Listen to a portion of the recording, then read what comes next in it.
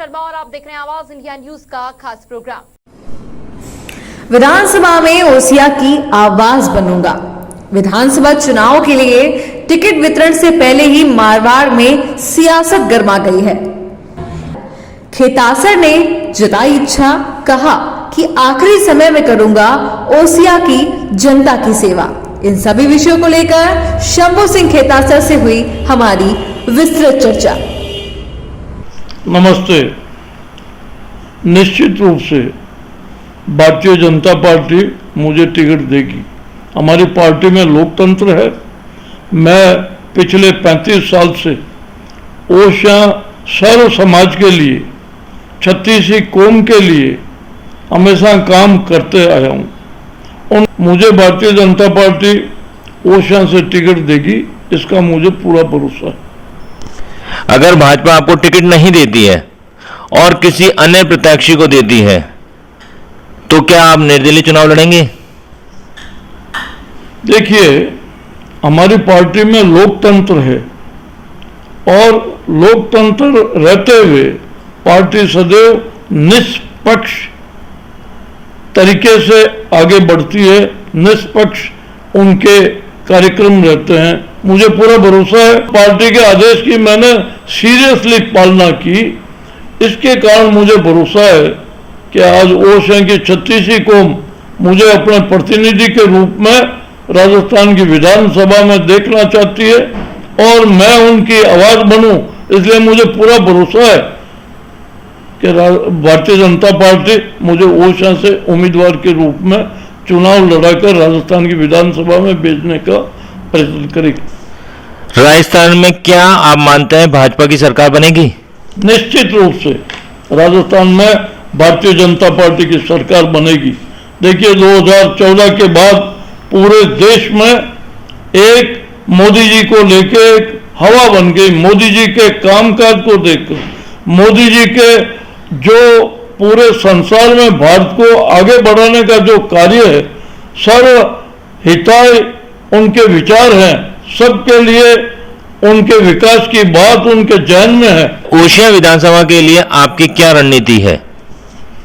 मैं ओसिया के पूरे क्षेत्र को, भौगोलिक स्थिति को जानते हुए, कौन सी धनिका है, कौन सा गांव का है, कौन सी आबादी को किस चीज की आज के जमाने में जरूरत है, इस सब को देखते हुए मैं प्रत्येक व्यक्ति के लिए आज के जमाने में सरकार क्या कर सकती है, मैं सरकार का अंग बनकर उनके हित का काम करूंगा, ये मुझे भरोसा है। अगर पार्टी आपको ओसिया से टिकट दे देती है तो आपकी पार्टी के अन्य टिकट चाहने वालों से आपकी क्या रणनीति रहेगी? हमारी भारतीय जनता पार्टी सदैव सबके साथ न्याय करती है। मुझे आशा है जो मेरे अलावा यहाँ टिकटार्थी हैं वो जिस किसी को कमल का फूल मिलेगा उनके साथ दिल से मदद और सहयोग करेगी और भारतीय जनता पार्टी के हित में वोट कास्ट करेगी और वोट दिलाएगी, देगी और दिलाएगी। ओसिया से भाजपा के विरोधी पक्ष में कौन उम्मीदवार हो सकता है? लोकतंत्र में प्रत्येक व्यक्ति को चुनाव लड़ने का अधिकार है, ये बात मैंने पहले ही कही है। कोई भी उम्मीदवार हो उससे कोई फर्क नहीं पड़ता। इस बार भारतीय जनता पार्टी का कमल का फूल खिलेगा और निश्चित रूप से भारतीय जनता पार्टी राजस्थान में सरकार बनाएगी। आपसे एक हमारा पर्सनल क्वेश्चन है। ओसिया पंचायत समिति के प्रधान पद में आपकी धर्मपत्नी बदन कंवर जी कार्यरत हैं। आपको अगर पार्टी टिकट नहीं देती है तो इस पर कोई असर होगा?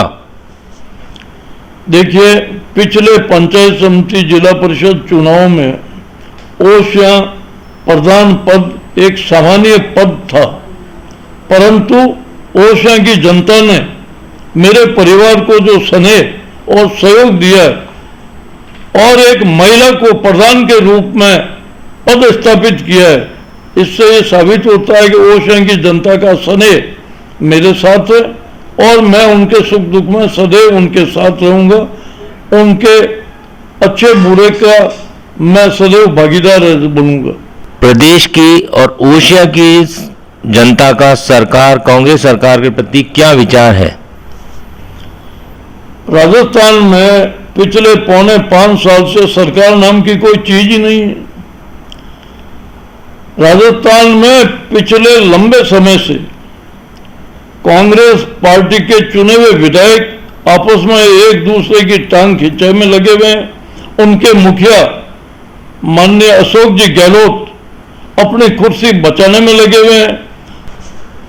आपसे आखिरी सवाल हमारा यह है, ओडिशा से भाजपा आपको टिकट देती है तो आपकी आगामी रणनीति क्या होगी ओडिशा को लेकर?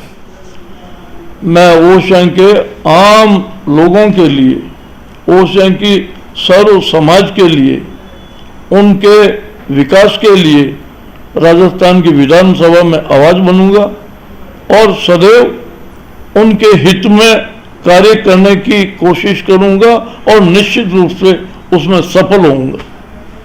नमस्कार शंभू सिंह जी, आपका बहुत बहुत स्वागत है। धन्यवाद।